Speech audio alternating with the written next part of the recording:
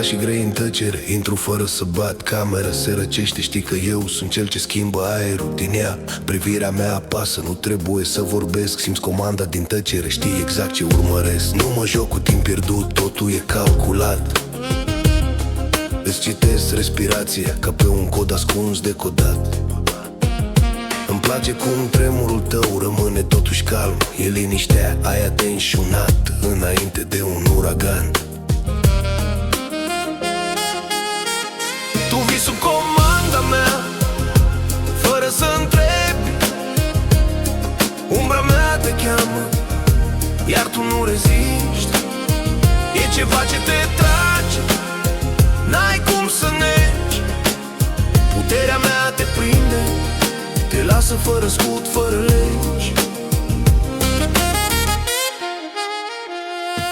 Nu dau ordine, doar privești și tu le înțelegi. Și e mai intens decât orice ți-ai fi imaginat. Că vezi, prezența mea te împinge unde n-ai fi mers. Dar totuși vii fără teamă, chiar dacă e întuneric în vers. E un dans fără muzică, doar cu impulsuri. O joacă în care câștigul nu-i ascuns, ci în culisă.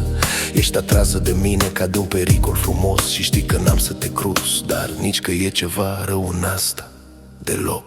Tu vii sub comanda mea, liniștită, precis. Ești atrasă de tonul meu rece decis. Între noi e un pact care nu cere cuvânt. Și tot ce se aude e pasul tău lent când intri în tăcerea mea. Și rămâi, și rămâi.